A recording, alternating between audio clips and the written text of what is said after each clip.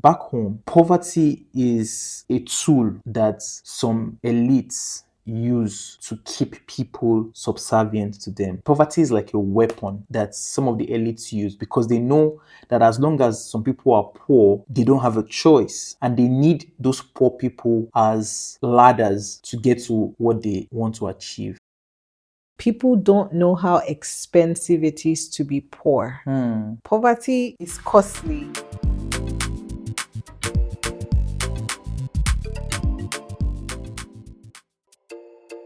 If you're serious about how you show up in your relationships, your walk with God and life, well, that makes you one of us.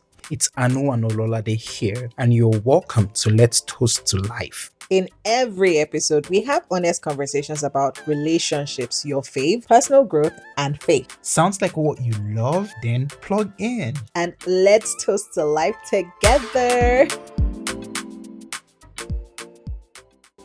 Hi guys, welcome to another episode. We're here and we trust you guys are doing good. It's Anu here and my beautiful queen, Ololade. Ololade. Awesome. Well, how are you? What can I say? I'm fine, actually. I think I'm doing really well. I feel excited. My energy levels are quite high considering that I did a lot of house chores today. By the way, I love cleaning. So it's so funny that something that a lot of people dread, and cleaning is actually stressful. Like I love sweeping, vacuuming, getting the house in a great shape. It's something that I really enjoy, even though it is physically tasking. It's something that gives me energy, especially when I see that the house is sparkling, clean, and spotless. So do you like the cleaning, or you just like the outcome or the result of cleaning? I actually enjoy cleaning, vacuuming, and mopping the floors. I enjoy the process. Enjoy the process. Even though it's tasking. The one that I don't like doing, I don't like washing dishes. I don't enjoy that. I don't enjoy washing the bathroom or the toilet. So basically, all what she's saying are the things I do in the house.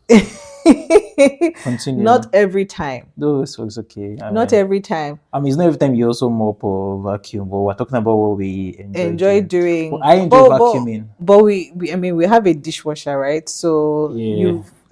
You've graduated.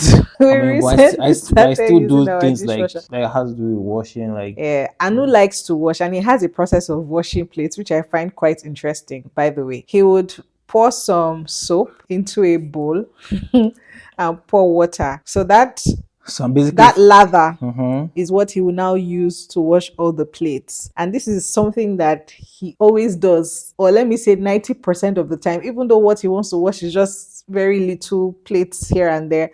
And I'm like, why do you have to do all of this? Habit. But it's a habit. It's something that you grew up doing. That's why and you were the one used to wash plates a lot. Growing up, right? Yeah. So growing up, that was just how I washed plates. I don't know if I saw someone do it that made me know that this is how it's done, but basically, you want to wash plates, you have a bowl, put some water, some soap, create a ladder. The bowl of soap and water is what is used to wash every plate. It's very economical. I get it. Yeah, so maybe it's because we came from very humble beginnings.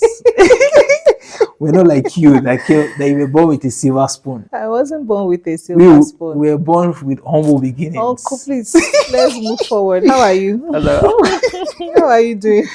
I'm good. You know, one of the things that we really do enjoy together is to watch movies, and sometimes really watching some thought-provoking videos, like either it's a podcast or an interview. And we watched one recently, and the subject was about poverty, black tax, and this is, anyway, shout out to, his name is Femi Lazarus. Yeah, he has this podcast and some very, very nice conversations that they have there. If you're curious to know the name of the podcast, we'll give you for free because we're nice like that. It's called Declassified Podcast. Yeah, so Declassified Podcast by Femi Lazarus. Not THEO, Declassified, like DE classified. Yeah. And while listening to the conversation, there were so many interesting discussion. So basically, what we do in our house here is when we listen to this podcast or we watch them, or even movies, like whatever it is we watch, we have conversations. So sometimes we have conversations while we're watching, and other times like we would watch watch and then we have like a debrief session. So like, okay, so all right, babe.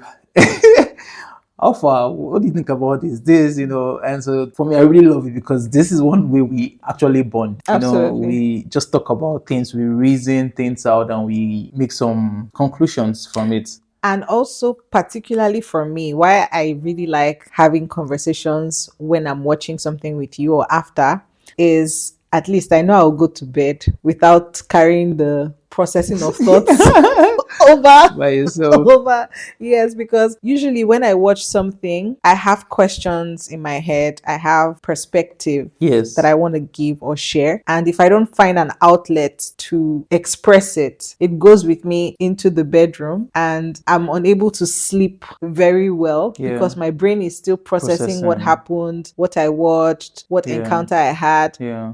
I don't know if there are people like me, but like for me, this is why I don't even really watch series like that, or Yeah. and I don't watch movies. Like I don't really watch movies as much. Yeah. We watch movies like when we want to, Seldomly, to be yeah, honest. when we Yeah. just feel like okay, we've been going hard, hard, hard. We Just really want need to to just chill. relax over the weekend. That's when we watch maybe a nice movie and talk about it because my brain be doing the most. Yeah, yeah. And one of the beautiful things about these conversations that we have when we watch or listen to this podcast is that it helps us to understand each other better, actually. Some of these conversations help us go down memory lane and we start sharing about things that happened in our past, as kids, and it helps us know each other better. It helps us understand where we are coming from individually and also how we view certain things. So, of course, there are some viewpoints that are divergent, right? Where you have a different view and I have a different view. And then there are some ones that after we have a conversation, we kind of align. So, we're like, okay, this is the right way to view it. This is the right perspective to go.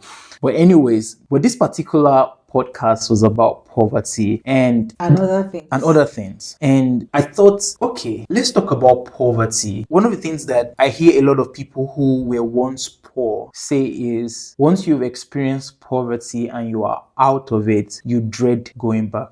Some successful businessmen, when they ask them what is their motivation, some of them say, I was once poor, I lived on the streets, and when I remember where I'm coming from, I never want to go back there. It's a fair point. Like, why would you want to go back? Go taste and see. You've tasted, you've seen what it's like to not be poor. Yeah. And so you'll be striving to never be poor. I agree. And I remember a story that Pastor Emmanuel Iren talked about why no one should be poor and how costly poverty is. Like, that sounds like a paradox, right? Poverty means lack of funds, of money. And then someone is saying poverty can be very costly. And the story was they needed to, if it didn't, at that time, if they didn't have up to 200,000 naira or so, let's say somewhere about 200 euros, if they did not have 200 euros at the point where his wife was about to give birth to their first daughter, they would potentially have lost The their child. child. So the difference between having 200,000 Naira. naira, which is let's say 200 euros, could have determined the life and death of that child. So if they didn't have that 200,000, the child would have Died. died. And it was saying why it's so important to have money and Yeah. not to be poor. There was one movie, I don't remember the name now, but like it's like black Americans being in this salon, and one woman, she said a statement in the movie that has stuck with me for a while. People don't know how expensive it is to be poor. Poverty is costly. Poverty can actually be very expensive because the example that you gave, imagine not being able to have enough money to save the life of someone that you love so much. Yeah. Imagine what not having money can stop you from achieving. Yes. That's not cheap. And yeah, I don't want to be poor. So let's talk about it. I really don't want to be poor. Oh, sorry. By the way, do you remember when we did the episode on greatness, the Yes. cost of greatness, which Yeah. is somewhat relating to having money, having wealth. Mm-hmm. And one of our listeners told us that we should do the cost of poverty, Yeah. because he was trying to make a point, of the person, we assume the person is a male. Mm-hmm. The person was trying to make a point that not being great, or Hmm. in other words, being poor, is actually also expensive. So I really like that we're addressing this today. And shout out to the person who gave that comment months ago when we Yeah. spoke about greatness. So I guess now we're bringing the other side of greatness, which is Yeah. poverty. Yeah. Yes. So let's start from here. The part in the Bible says, "The poor you will always have with you." Can every poor person become rich, or are some people doomed to be poor all their life? What do you think about this? I believe that some people would escape poverty by reason of what actions they take. So I know some people say poverty is a mindset, but poverty, it can be a mindset, yes. There's an aspect to it that is based on the mindset. But for me, it comes down to the environment. There's an environment in which poverty thrives. Mm-hmm.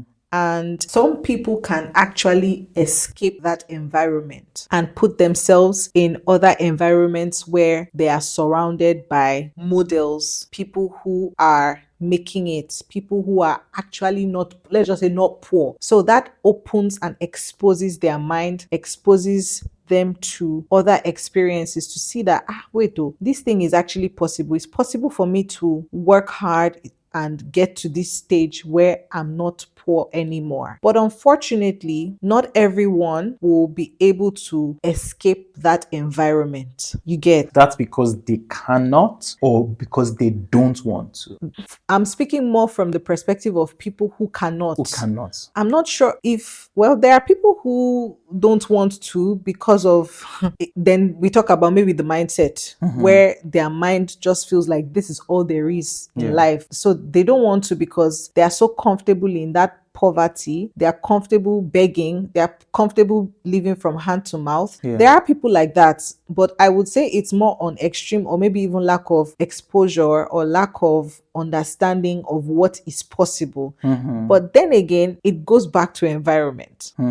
Like if you are surrounded with so much poverty around you that you cannot see that there is a whole world outside of your bubble, Yeah. then why will you aspire to be more than what What you are now. you are now? Yeah. Right? So then those people would just feel like, well, this is my lot in life. I get it. Yeah. I get it. And then the people who want to but cannot is because, unfortunately, opportunity is not equally distributed. Okay. And so if they don't have that opportunity to escape, to meet someone, to see a prototype of something that they can aspire for, then it's difficult. Yeah. You get? Yeah. So what's your own perspective? I really like what you said, and I find so much wisdom in it. So environment plays a huge role Absolutely. when it comes to poverty. And I like what you said about how there is a certain kind of environment that poverty thrives in. And for anyone who is poor and wants to break free from poverty, oftentimes that person needs to get out of that environment. Let me go back to the video that we watched, the podcast. So I remember the guest saying that when he was in high school, so he said that all of his friends in school were people from poor homes, and he didn't have any rich friend. And it was, How will you even have the rich friend? what he said was, he realized he did not know how to communicate and or how to build relationship with people who were not like him, which is a thing, right? Because if you're from a very poor home, it really affects your perception of yourself. You really never feel like you're good enough. It damages your identity because you see yourself as worthless, as someone who is not worth being friends with, right? And it keeps you in that cocoon, in that same environment of poverty, and you're not able to get out of it. So I said all of that to say that yes, there will always be poor people, because some people unfortunately might not be able to break free, not because they don't want to, but they can't help themselves except someone comes to take them out. Because I feel like living the environment of poverty, there are two sides to it. You can either by your own willpower break free and somehow just get out of that environment to a place where you can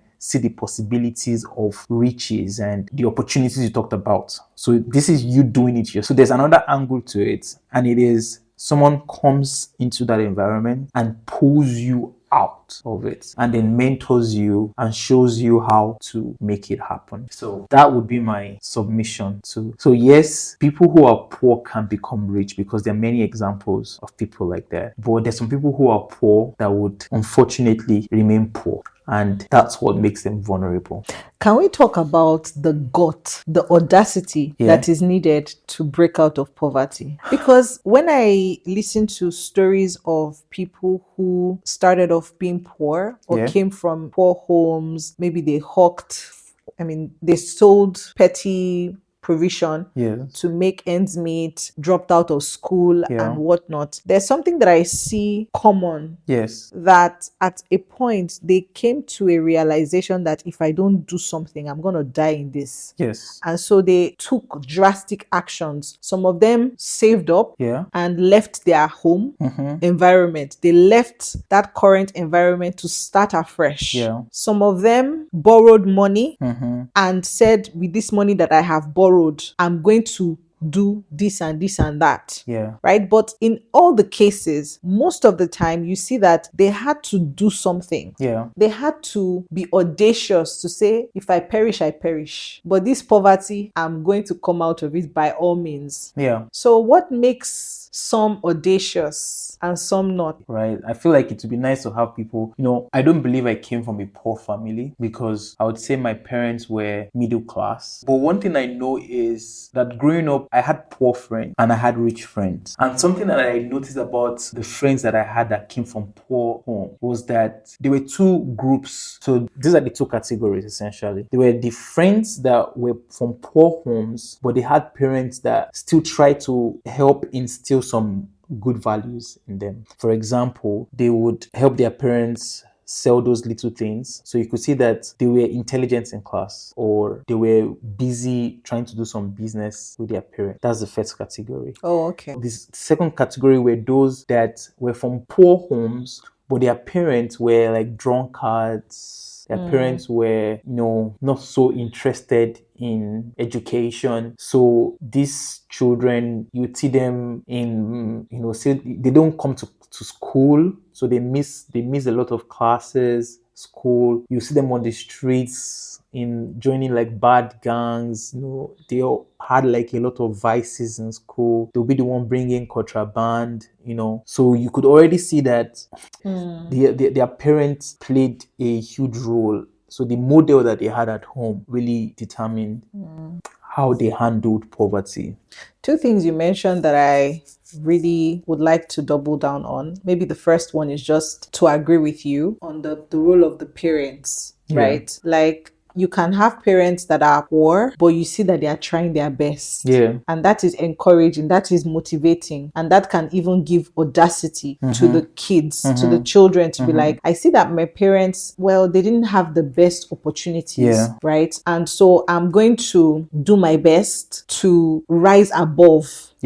To go further than my parents did. And I kind of reflect back on when I was growing up with my siblings, and we would be in the house. Like after we come back from school, my dad would not allow us to go to the streets to play with the children on the streets.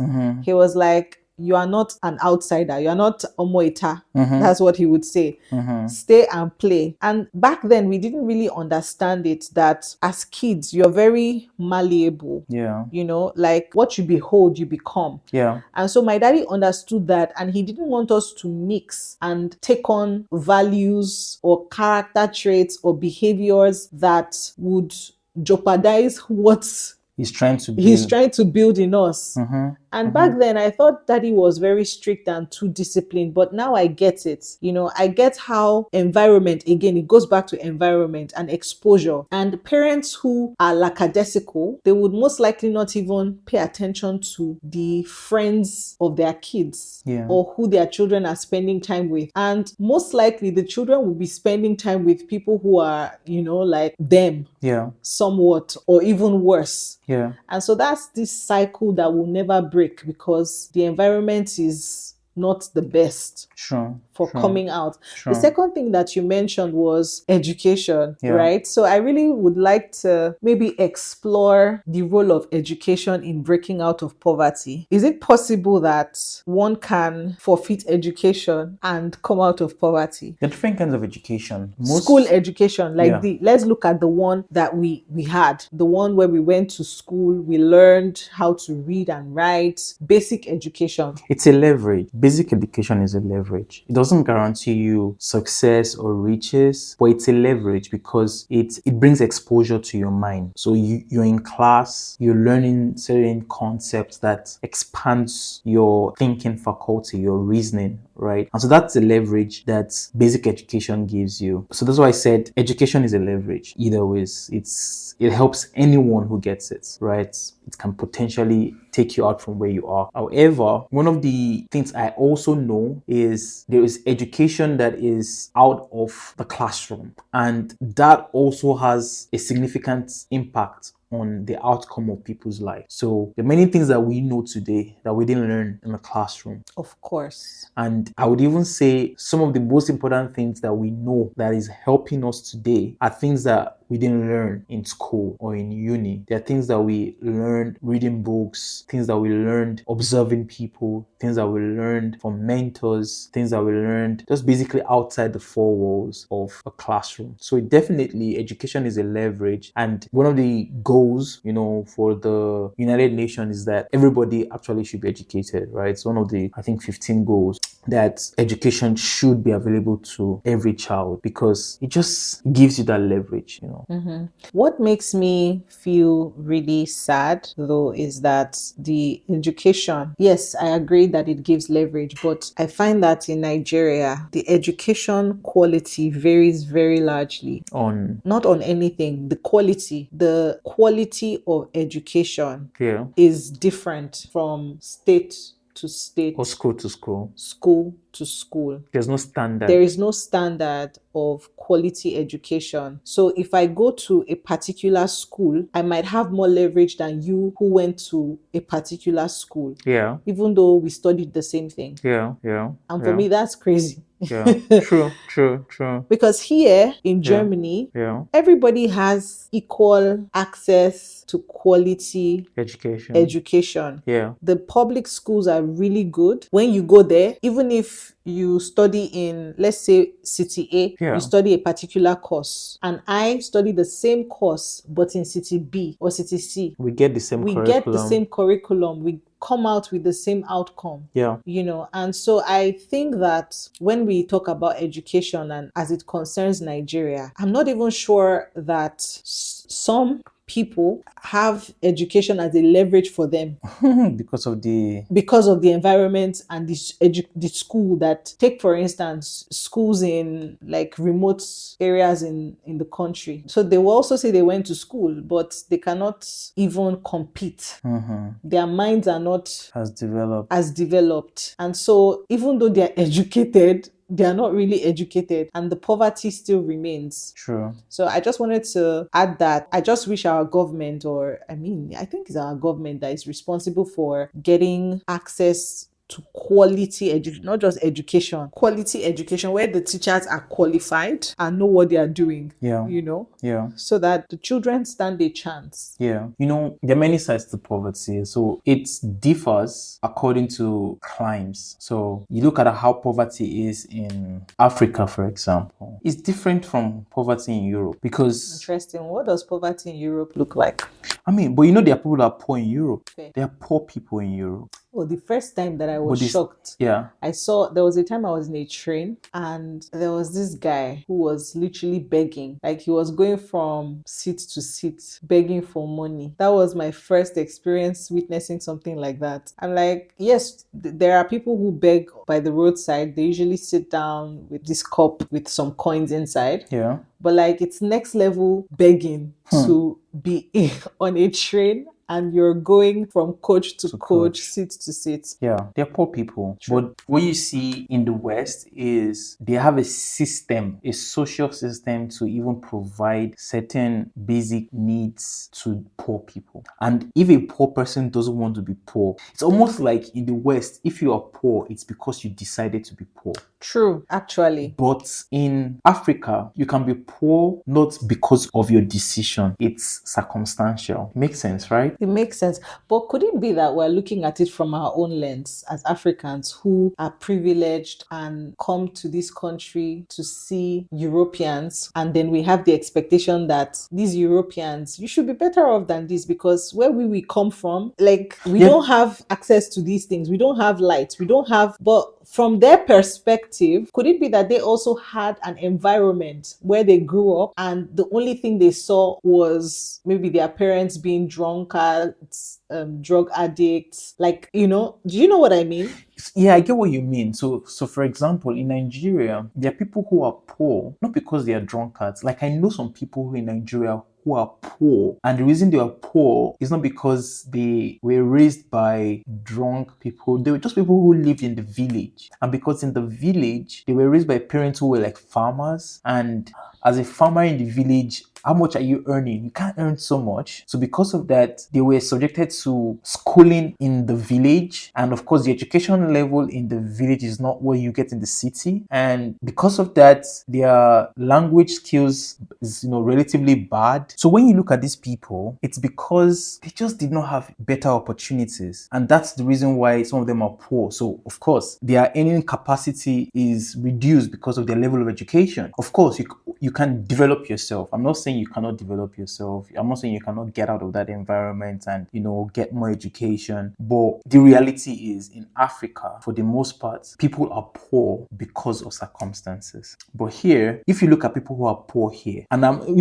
poverty is even different because poverty in Nigeria is if you live below $1 per day, that's poverty in Nigeria or in Africa. But here, an average poor person that is termed poor here, a day can spend maybe 20 euros On cigarettes, cigarette or whatever, on whiskey. And often when you see the poor people who are here, like really poor, you know that you can already see a lot of vices, like either that they're into drugs and things happened and then now they don't have. But there is a very good social system here, and I'm saying that because But poverty. I would say that honestly, back home, poverty is a tool that some elites use to keep people subservient to them. Poverty is like a weapon that some of the elites use because they know that as long as some people are poor, they don't have a choice and they need those poor people as ladders to get to what they want to achieve. A very good example is in the case of politics and elections. It's easier for me to convince 100,000 poor people by giving them 10,000 each, and I tell them to vote for me in the next election. And for me to convince 100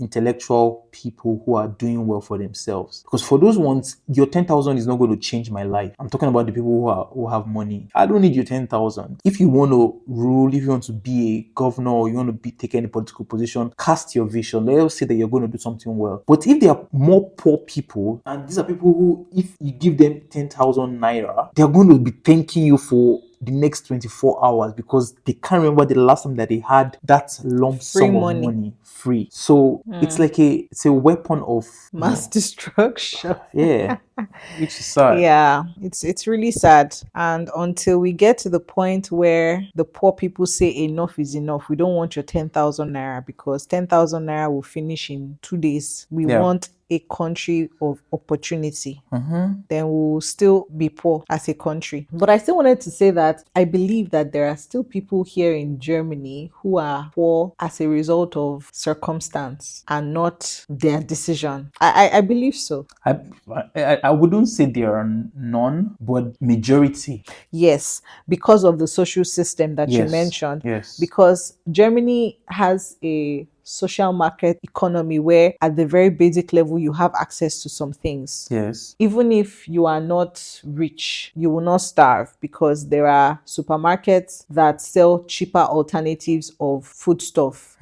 There are even places you can go to where food banks, they call them food banks, Yeah. designated locations in different cities. Yeah. If you cannot afford to go to the supermarket, I believe once a week there is a food bank sponsored by maybe the government and some NGOs. Yeah. And you can go and pick fresh fruits and vegetables and food stuff to cook. So you have access to these things. There are also places you can go to and get clothes to wear for free in this country. So there are a lot of opportunities to at least have the basic need met True. here in Germany, which True. is something, and in Europe, I would say in general, or maybe even in the West. Yeah. Right. And that is really nice. And also, I feel like definitely it's easier to escape poverty in the West than in third world slash developing slash poor countries. Because let's even talk about the basic thing of electricity that people struggle to have in Nigeria.